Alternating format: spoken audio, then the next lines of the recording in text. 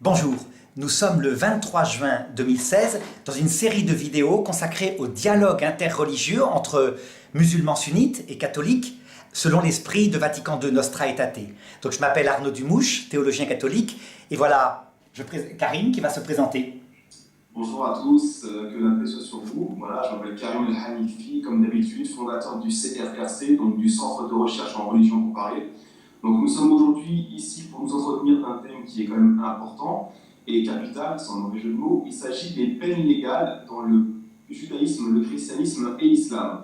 Donc je vais laisser Arnaud commencer pour nous expliquer un petit peu sa vision des choses.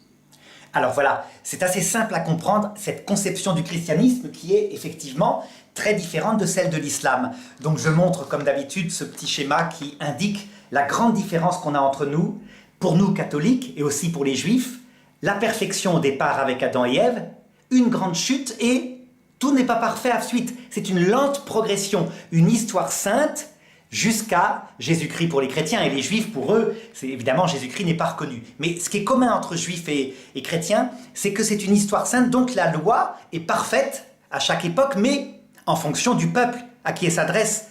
Donc peuple sauvage, loi sauvage. Peuple civilisé, loi civilisée, jusqu'à la loi de Jésus-Christ. Alors donc, dans l'Ancien Testament, ce qui la caractérise pour nous chrétiens, c'est que c'est une loi charnelle. C'est-à-dire que ce sont que des commandements charnels. Il y en a même 613. Parmi eux, il y a des commandements spirituels, comme tu ne voleras pas, etc., bien sûr. Mais en gros, par exemple, il est dit au peuple juif, par Moïse, tu vas conquérir la terre de Palestine par l'épée, et je te commande de ne laisser survivre personne. Pas une femme, pas un enfant, pas un animal. Tu ne prendras aucun de leurs biens.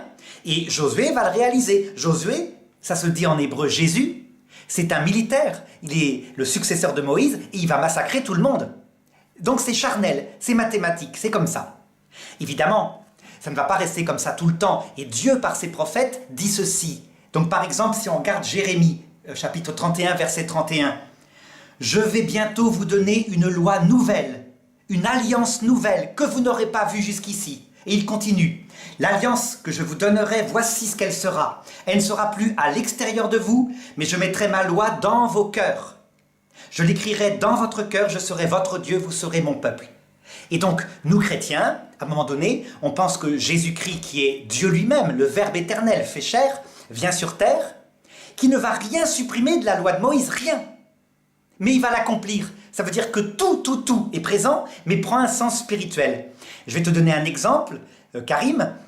Si je prends la conquête de la Palestine, même les Juifs l'ont compris. S'ils devaient appliquer la loi de Moïse, ils nucléariseraient la Palestine actuellement. Ils ne le font pas, parce qu'ils ont bien compris que c'était une loi adaptée à l'époque de Moïse. Et nous, chrétiens, on a carrément le sens spirituel, ça veut dire que le peuple qui habite la terre promise et qui nous empêche d'y entrer, c'est le péché, en nous. C'est l'orgueil, l'égoïsme, etc. On doit le massacrer, ce péché, sans qu'il en reste rien, donc à commencer par sa racine qui est l'orgueil et l'égoïsme, et alors on prendra possession de la terre promise. Alors, je sais que tu vas m'opposer, évidemment, le texte fameux, c'est ce que disent toujours les musulmans, hein, et je te laisserai après parler, mais tu as peut-être une question sur ça, Karim, sur ce que je t'ai dit? Non, c'est à peu près clair dans ce que tu as dit. À peu près bien. Alors, tu vas m'opposer, comment dirais-je, le texte de Jésus quand il dit... pas un point, pas un seul point sur la loi ne sera aboli, tout sera accompli, et celui qui retirera un seul point sur la loi sera considéré au ciel comme le plus petit dans le royaume des cieux. Donc là vous dites, donc vous devez être circoncis, vous ne devez pas manger de porc puisque c'est la loi de Moïse. Ben non, parce qu'il faut lire le texte après, Jésus explique de quelle manière il accomplit. Il dit par exemple, vous avez entendu dire aux anciens, œil pour œil, dent pour dent, et moi je vous dis, voilà comment j'accomplis. Si ton ennemi t'insulte, tends l'autre joue.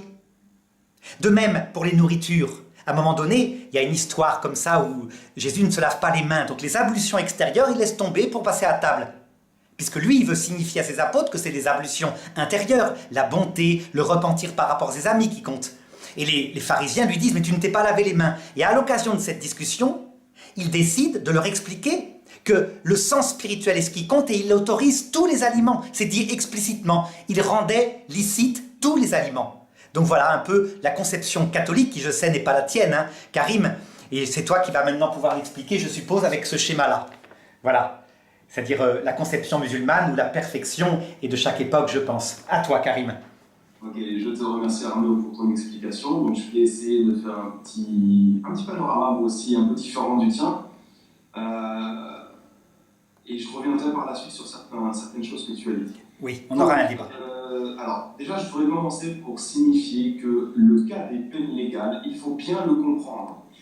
Les peines légales ne sont applicables, que ce soit pour les enfants d'Israël ou les enfants d'Ismaël, et pour pour les descendants de ces deux grandes nations, ne sont applicables qu'en pays israélite et islamique. C'est-à-dire qu'on ne peut pas appliquer une peine légale dans un pays qui est non islamique ou non israélite. Ça, c'était le premier point. Pourquoi ? Parce que ce sont les tribunaux israélites et islamiques qui définissent et font l'application des peines. Je te donne un exemple. Par exemple, si on a des savants qui sont musulmans ou même des rabbins, des grandes autorités rabbiniques qui se retrouvent en Occident, ils vont avoir ce qu'on appelle le pouvoir législatif.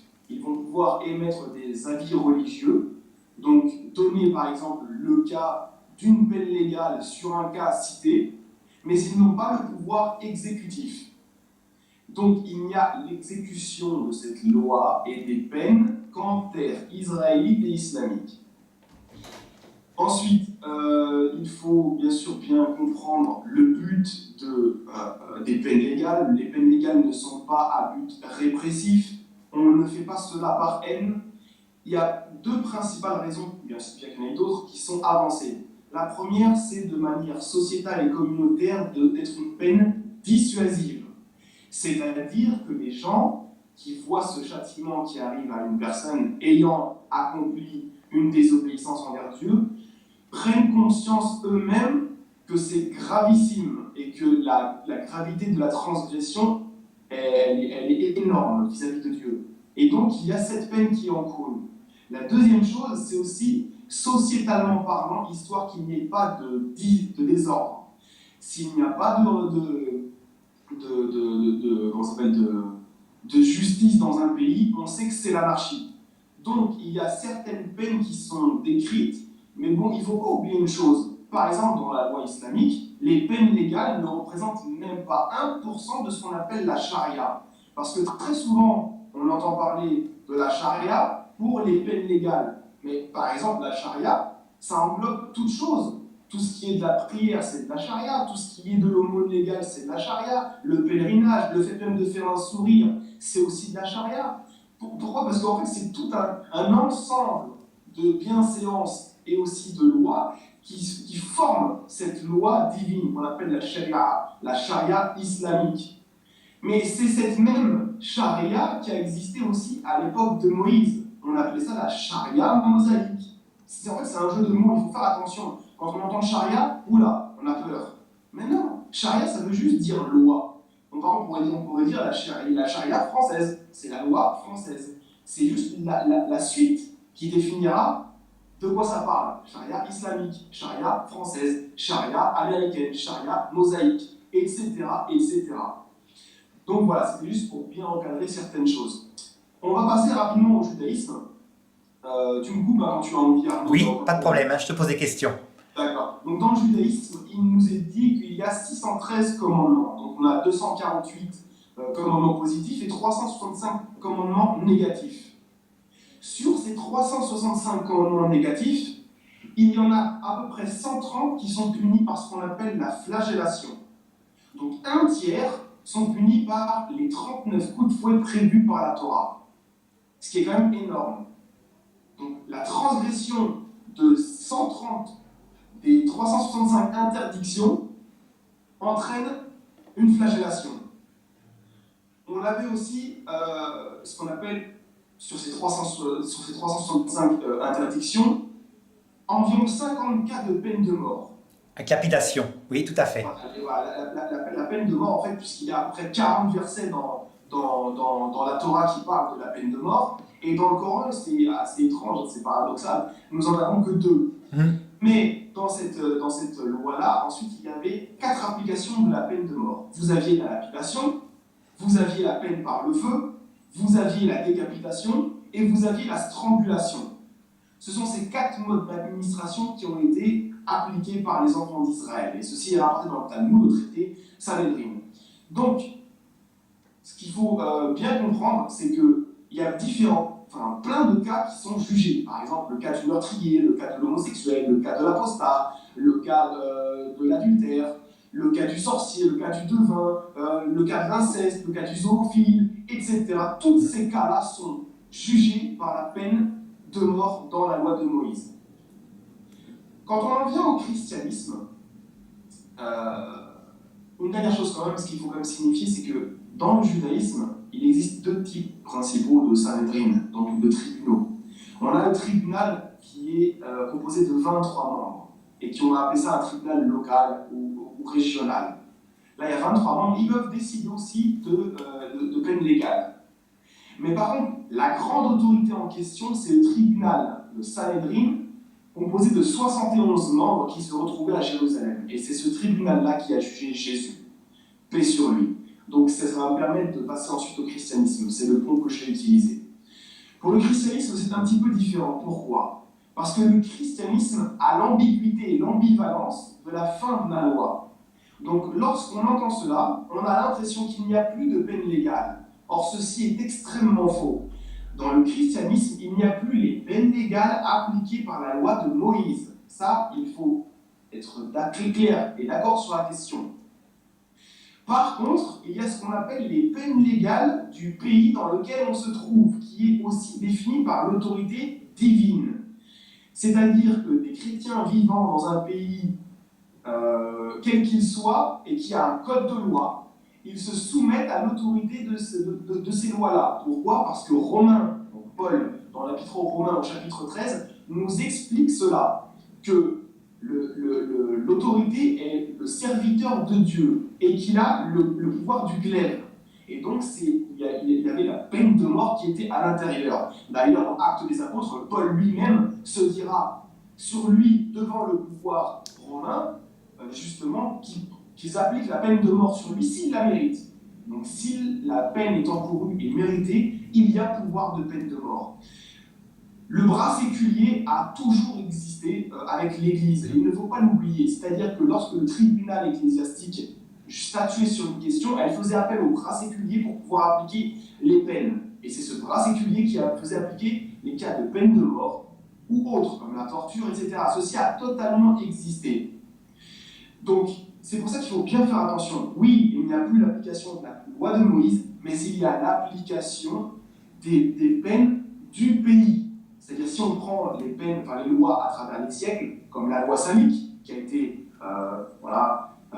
qui a existé sous Clovis et ensuite un petit peu modifiée avec Charlemagne, c'était des chrétiens. Et ils faisaient appliquer ces lois-là. Et au sein de celle-ci, il y avait la peine de mort. Etc. à travers le temps, au niveau de tous les codes de loi pénaux qui ont existé. Tout à fait. Moi, je confirme ce que tu dis, en disant simplement que l'Église a bien distingué ce qui vient du pouvoir civil de ce qui vient du pouvoir religieux, c'est-à-dire la loi à elle. Il y a même un code de droit canonique que tu connais peut-être dans l'Église. Donc la loi à elle applique des peines d'ordre spirituel.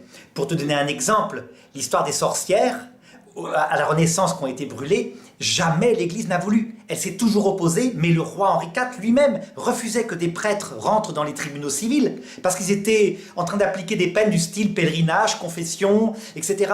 Et eux, le pouvoir civil de l'époque était très superstitieux, voulait les brûler. Donc tu vois, il y a eu une tension. C'est pas une harmonie facile entre le glaive séculier et le glaive religieux. Exactement. Mais quand même, malheureusement, entre guillemets, c'est-à-dire que le bras séculier l'emporte toujours sur l'autorité ecclésiastique, puisqu'on doit se soumettre, c'est ce que nous dit Paul dans Romains chapitre 13, à l'autorité. Donc, cette histoire d'inquisition, c'est vrai que, malheureusement, même si l'Église pouvait être ou ne pas être d'accord, sur l'esclavage, elle pouvait être ou ne pas être d'accord, le bras séculier, dans tous les cas, l'emportait. C'est pas si simple. C'est pas si simple sur ce point-là, mais je ne vais pas entrer dans la polémique, si tu veux. Il n'y a aucun problème. Voilà. Je vais terminer par l'islam, et après on pourra justement revenir à certaines choses que nous avons vues tous les deux. Donc en islam, c'est pareil, il y a donc ce qu'on appelle la loi islamique, et il y a des peines légales. Maintenant, il faut savoir plusieurs choses. C'est comme chez les enfants d'Israël. C'est exactement ce que j'ai dit au début. ce sont des peines qui sont d'ordre dissuasif. Ce ne sont pas des peines qui sont appliquées par haine de l'individu.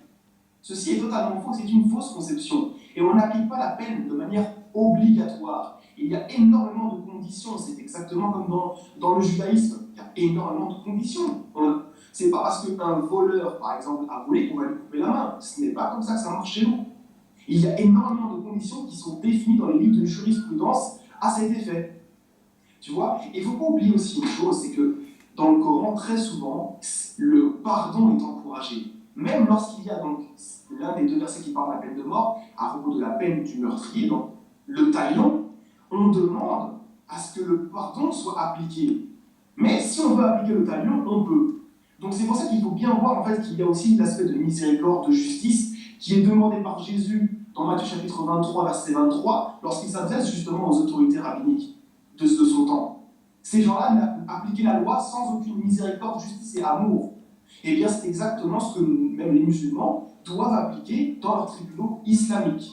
Et c'est comme dans les tribunaux anciens de l'application de la peine de mort pour le Sanhédrin, ou les tribunaux islamiques, il ne faut pas croire qu'on tue à tout va. C'est rare qu'il y ait un cas de peine de mort. Oui. C'est pour ça qu'il faut bien comprendre ces choses-là. Et donc je dirais pour terminer qu'il y a aussi en islam des divergences actuelles. Il n'y a pas consensus sur certaines peines légales. Je vais te donner quelques exemples. La peine de l'apostat, la peine de l'adultère par lapidation, la peine de l'homosexuel. Il y a une divergence chez nous de savoir si elles font encore partie de l'islam ou si elles ne sont pas applicables. Je ne vais pas rentrer dans le débat, je ne me positionne pas, je te soumets juste qu'actuellement, les savants sont divergents sur ces applications-là. Je répondrais, si je peux commenter ça, que la grande difficulté finalement, quand nous, de l'extérieur, nous regardons le judaïsme et l'islam, la grande difficulté, c'est justement lié à la théologie fondamentale. Puisque le judaïsme admet que l'humanité progresse et comprend de plus en plus saintement la loi de Dieu, elle change les peines. Aucun juif n'appliquera plus les peines de Moïse, jamais. Ils ont un code civil israélien qui est occidental avec interdiction de la peine de mort, etc. Tandis que, puisque la parole de Dieu est toujours parfaite dans l'islam, à chaque époque, eh bien, les salafistes, ceux qui veulent être purs et revenir au vrai islam, reviennent forcément aux lois d'il y a 14 siècles. Voilà la difficulté. Alors, pour revenir sur ce que tu viens de dire, donc voilà, ça c'est bien parce que comme on ne se coupe pas la parole, on laisse l'autre finir, c'est parfait. Ce que tu viens de dire, il y a de la vérité et de la fausseté. Alors oui, il y a ce qu'on appelle de l'évolution, mais cette évolution n'est pas forcément comme on le croit. C'est-à-dire qu'on n'était pas plus sauvage à l'époque de Moïse que maintenant. Il suffit de regarder le monde. Dans quel désordre nous vivons. Donc en fait, si tu veux, il ne faut pas mélanger les lois d'application des peines, enfin l'application des peines avec l'évolution du monde. Le monde évolue au niveau peut-être du confort, au niveau de l'intellect, etc. On devient peut-être un peu plus intelligent sur certaines choses, mais on devient aussi beaucoup plus débile sur d'autres. Donc tout ça, c'est relatif. Il n'y a pas une évolution comme tu essaies de la montrer. Et d'ailleurs, les Juifs ne font pas l'application, comme je te le dis. Pourquoi? Parce qu'Israël n'est pas un pays qui applique les lois du judaïsme. C'est pour ça que je t'ai dit que, par exemple, les rabbins ont juste le pouvoir législatif, mais pas exécutif. Par contre, si ils deviennent majoritaires et que Israël redevient un pays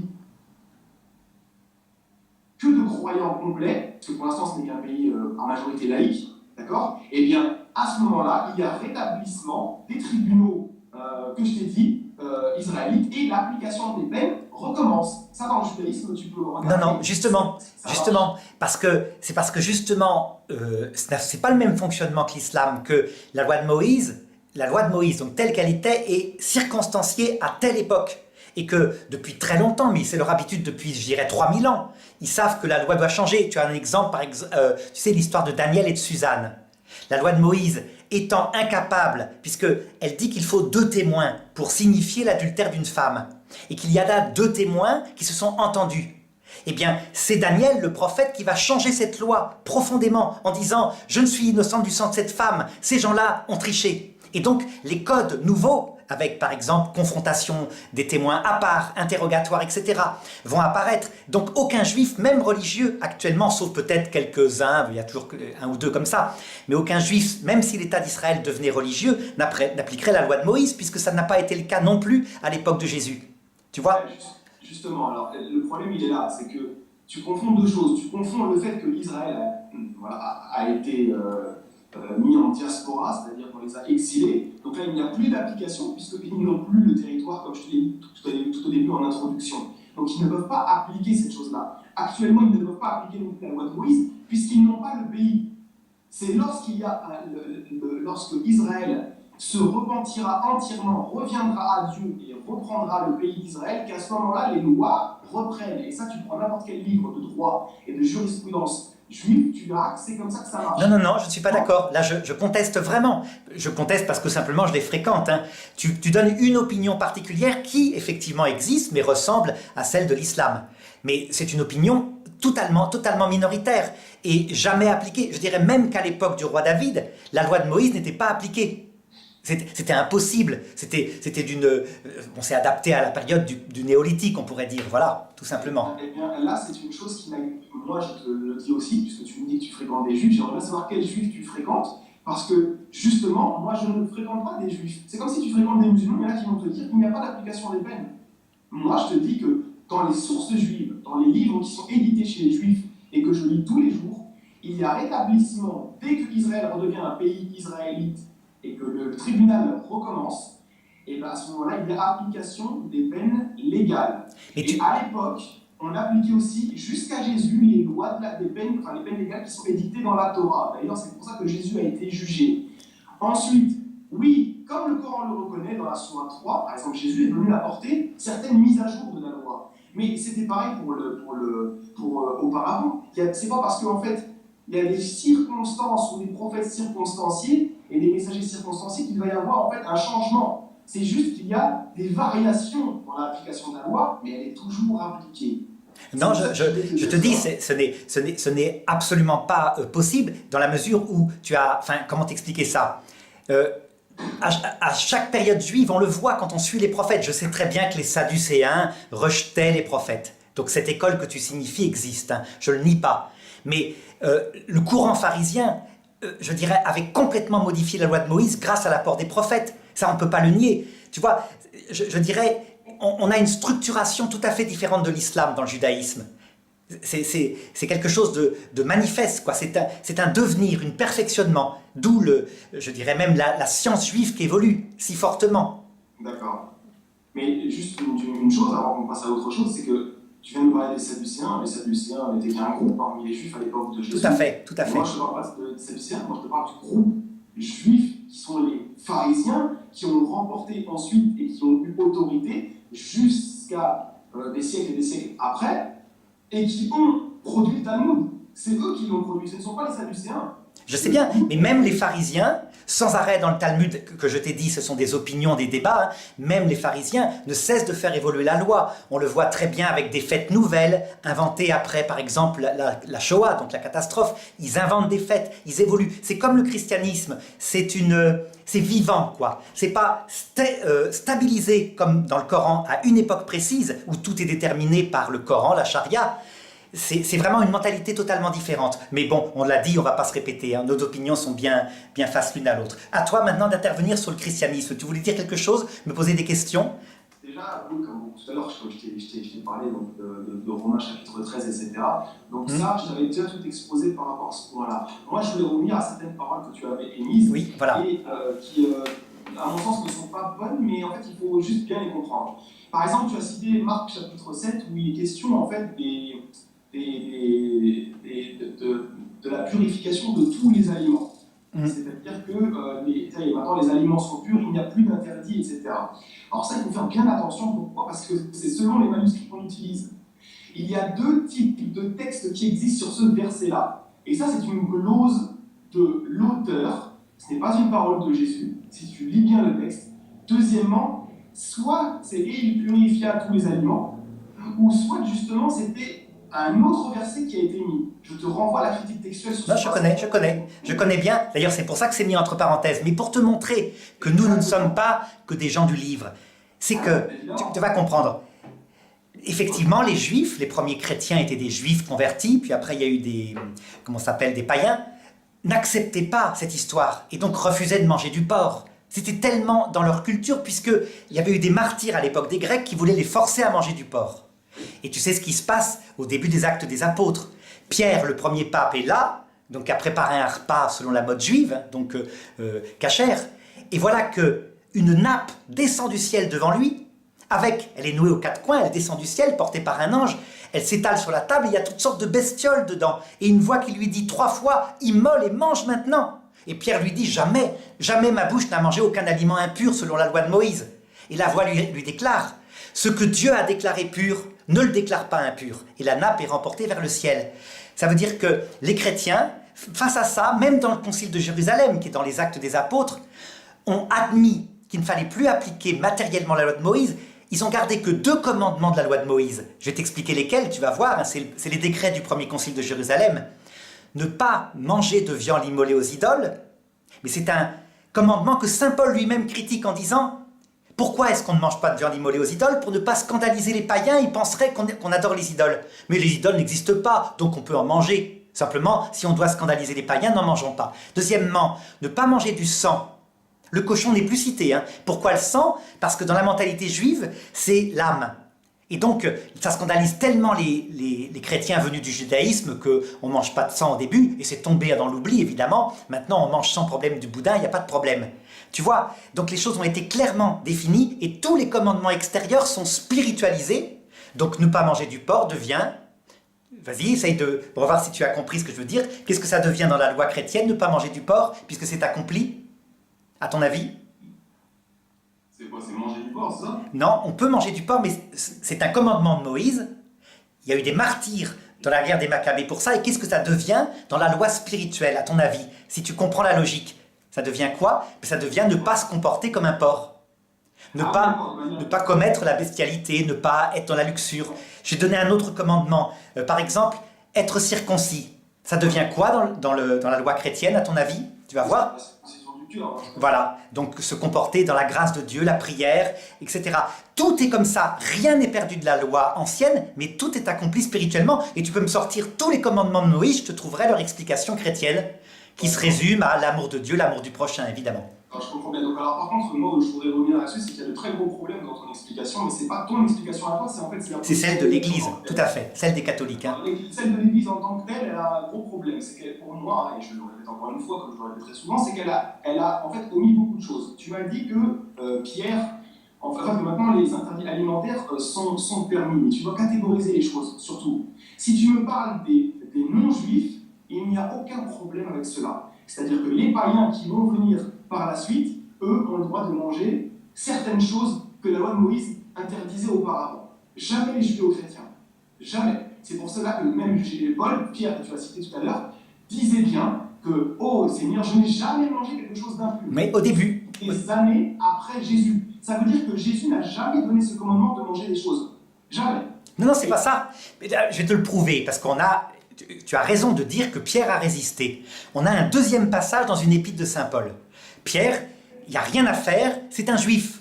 Donc il a du mal à abandonner tout ce qu'il a appris dans son enfance. Donc la loi de Moïse telle qu'elle était appliquée, qui correspond à peu près à l'islam d'ailleurs. Hein. C'est-à-dire qu'il y a principalement le porc, puis il y a quelques façons de se tenir, les ablutions, etc. On pourrait même dire que l'islam reprend le judaïsme de l'époque des Maccabées. Eh bien, saint Paul tombe sur saint Pierre en train de se comporter en juif un jour. Et il le dit, je l'ai repris en face. Je lui ai dit, toi, tu as présidé le concile de Jérusalem, tu as bien montré qu'on n'avait plus, nous, qui vivons selon la loi nouvelle, à appliquer la loi ancienne de Moïse, et tu te comportes en juif. Qui es-tu pour faire trébucher comme ça les chrétiens? Donc il le dit, j'ai repris Pierre en face, Képhas il l'appelle. Hein. Tu vois, donc là c'est clair, les chrétiens ont fini par se dire, aussi bien ceux qui étaient issus du judaïsme que du paganisme, notre loi est spirituelle, admettons-le. Voilà. D'accord. Mais ceci n'a pas existé dans l'histoire, par contre. Ça s'est fait difficilement, tu as raison. Ça s'est fait difficilement. Dans l'histoire, ça n'a jamais existé comme ça. Je vais te faire rapidement un petit résumé de l'histoire de comment ça s'est passé. Il y a d'abord eu Jésus qui vient et qui continue d'appliquer la loi de Moïse. Ses disciples, après lui, juifs, judéo-chrétiens, continuent d'appliquer la loi de Moïse. Ils continuent d'aller au temple, ils continuent de ne pas manger de viande impure, etc., etc., etc. Par contre, c'est pour les païens, parce que depuis tout à l'heure, tu me cites des passages, mais c'est en relation avec les païens qui vont rentrer dans le christianisme. C'est pour cela qu'il faut faire très attention. Quand tu m'as cité tout à l'heure Actes des Apôtres, chapitre 10, lorsqu'il s'agit de la vision que Pierre a, il ne s'agit pas de la viande ici. il s'agit de regarder le païen comme n'étant plus impur. Ah oui, parce qu'en plus, les commandements matériels, tu as raison, signifient des choses spirituelles. Tu as raison, le cochon signifie aussi le païen. C'est vrai. Non, c'est pas ça. Non, mais dire la parabole. Ouais, non, mais tu as raison, je suis tout à fait d'accord avec toi. Ça n'a rien à voir avec le fait de manger. Pierre ne mangera pas de cochon juste après cette chose-là. Jamais. Ah si. Mais les chrétiens ont appliqué selon tous les sens. Le sens matériel, plus d'interdits alimentaires. Le sens spirituel, la parole de Dieu, effectivement, tu as raison, et pour le monde entier, etc. Il y a plein de niveaux de sens qui sont gardés. Tu as une preuve. Comment? Est-ce que tu as une preuve de ça? Ben c'est tout. Que Pierre et les apôtres ont mangé du cochon et de la viande impure après cela. Je te le dis, le concile de Jérusalem, le cochon... Le concile de Jérusalem concerne les païens. Non, le concile de Jérusalem concerne l'organisation générale du christianisme, de tout le christianisme, au point que saint Paul est obligé de reprendre Pierre qui a peut-être à un moment donné, en douce en tout cas, parce qu'il sait très bien, Pierre, son discours est très clair, qu'a en douce des comportements de juifs, il n'ose pas. Et il pêche. Est-ce que tu as Actes des Apôtres chapitre 15 devant toi, s'il te plaît? Non, vas-y, vas-y, dis-le par cœur si tu le connais. D'accord. Non, c'est juste pour te dire que Actes des Apôtres chapitre 15, c'est là où on retrouve le concile de Jérusalem. Oui. Et le débat, c'était quoi? C'était à propos des païens, du cas des païens, pas des judéo-chrétiens, des juifs qui étaient là et qui dirigeaient l'église. Les païens qui eux-mêmes, en fait, fallait une sorte de relation entre les juifs et les païens. Comment est-ce qu'on fait? Et quels sont les interdits qu'on leur donne? Pierre et Jacques sont très clairs avec l'ensemble des apôtres qui étaient là et le Saint-Esprit, c'est ce que nous dit le texte. Oui. On est tous d'accord de dire aux païens, et c'est pour ça qu'on leur fera parvenir la lettre. Mais aux juifs aussi, c'est ça que... Là, je te dis, là, en ce qui concerne le christianisme, tu peux me faire confiance, mais c'est ton interprétation musulmane qui consisterait à dire qu'il y a deux églises. Non, mais je suis complètement d'accord avec toi que Pierre a tenté. Ce que tu dis, c'est vrai, puisque Paul a dû le reprendre. Et Paul, il est juif, hein? Il est juif. C'est pas le même passage. Non, c'est... Du concile de Jérusalem, Actes des Apôtres, chapitre 15, où à l'intérieur, il s'agit du cas des païens. Il s'agit du cas des païens, qui est appliqué... Ça n'a rien à voir avec les juifs. Qui est appliqué à toute l'Église, puisque dans l'Église, il n'y a plus ni juifs ni païens, il n'y a plus que des disciples du Christ. Alors, tu me cites tout le temps Paul. Moi, je ne te parle pas de là. On oublie Paul, Paul, il est même... Paul, à ce moment-là, il n'est même pas encore réellement intégré à 100%. Il fait partie des gens, il vient de se convertir il n'y a pas longtemps, mais les autorités réelles et piliers, comme Paul le dira, c'est les autorités comme Pierre, comme Jacques, etc. Eh bien, ce que tu dis là n'est absolument pas l'interprétation que tous les chrétiens, dès le début de l'Église, ont fait. Tous les chrétiens, sans exception, juifs, d'origine juive ou païenne, ont appliqué le concile de Jérusalem, tout était autorisé, sauf les lois que je t'ai indiquées. Pour les juifs, ne pas boire du sang, pour les païens, ne pas, ne pas manger de viande immolée aux idoles. Voilà. Ouais, ok. Alors, bon, comme tu as dit, il vaut mieux pas qu'on se répète. Oui, ça va. Alors, est-ce que tu as d'autres questions, peut-être? Des questions? Non, c'était juste par rapport aux... juste terminer là-dessus pour te dire que c'est même pas une question de vision différente, c'est qu'en fait, les textes sont clairs dans Actes des Apôtres chapitre 15 et tu les as complètement dénaturés. Alors là, c'est vraiment... C'est notre foi qui l'a... Tu peux dire qu'on les a dénaturés, parce que toi, tu l'interprètes de façon musulmane, mais notre foi, dès le départ, les lit comme cela. Et dans les Actes des Apôtres, dans les Épîtres de saint Paul même, c'est comme ça qu'il nous est demandé de les lire. Le but n'est pas de nous corriger, hein, c'est de t'expliquer ce que nous croyons. Ils sont destinés à qui? Les Actes des Apôtres, au chapitre 15, c'est destiné à qui? C'est destiné aux païens, jamais aux juifs et aux judéo-chrétiens, Arnaud. À toute l'Église. C'est une très grosse erreur théologique. Fais attention, justement. Là, c'est pas une question d'interpréter, de rejeter la loi, ou autre, de l'interpréter métaphoriquement ou autre. C'est que là, tu fais appliquer un passage dans Actes des Apôtres, chapitre 15, qui est destiné aux païens, tu inclus les juifs dedans. Alors là, non, je t'assure, je comprends ton interprétation musulmane, mais tous les chrétiens, protestants, catholiques, orthodoxes, répondraient comme moi. Tu te trompes. C'est en tout cas que j'ai entendu à dire cette chose-là. Ah non, je peux te dire que non, c'est la théologie. C'est la théologie. Sur les peines légales, si tu veux qu'on y revienne, en tout cas, si tu veux, on fera une autre vidéo concernant sur la pureté. Tiens, on pourra faire la pureté rituelle. Voilà. Alors, est-ce qu'on est d'accord pour dire que ce soit dans le judaïsme, le christianisme ou dans l'islam, il y a eu des applications de peines légales? Complètement. On peut pas, on vit en société, il faut bien qu'il y ait des lois civiles et des peines pour les criminels. Donc même je te dirais, pour te confirmer, que l'Église catholique a été obligée d'inventer un code de droit canonique à l'intérieur d'elle-même. Donc avec des peines qui étaient des peines spirituelles. Hein. C'est-à-dire qu'il y a interdiction de peine de mort. Il n'y a pas de ça chez les chrétiens dans le droit canonique. Il y a, par exemple, comme je te l'ai dit, pour les sorcières, des confessions, des pèlerinages, et évidemment, rien d'autre. Jamais, jamais rien d'autre. C'est ce que j'ai dit en fait. Hein. C'est-à-dire que oui, il y a ça, mais il ne faut pas oublier l'autre côté qui est l'application selon le pays dans lequel on est de la peine encourue. Tout à fait. Donc pour un criminel, eh bien ça c'est à l'État de s'en occuper. Quelqu'un qui a tué, quelqu'un qui a violé, et l'Église s'en occupe pas. C'est pas le droit canon qui va s'occuper. Le droit canon s'occupe des fautes en matière de foi chrétienne, quoi, hein, si tu veux, principalement. Enfin, pour un prêtre qui commet par exemple, un prêtre qui commet la pédophilie, il est livré actuellement au bras séculier immédiatement. Tu vois, donc on retombe sur ce que tu as dit, tu as tout à fait raison. Dans ma présentation, absolument. Les chrétiens sont soumis à chaque pays dans lequel ils sont au niveau des peines. Donc si un jour il y a une peine, je sais pas moi, il faut éventrer les femmes enceintes, en termes de guise de peine de mort pour la femme, et ben, malheureusement les chrétiens sont obligés de s'y soumettre. Oui, oui, tout à fait, à la loi du pays, complètement. D'accord, ok, très bien, merci Arnaud. Voilà, à la prochaine fois. Oui. Karim, et voilà, bon, je propose qu'on voit, comme tu l'as dit, la pureté. Ça va. Il n'y a pas de souci, je te remercie. À bientôt, au revoir. Salut.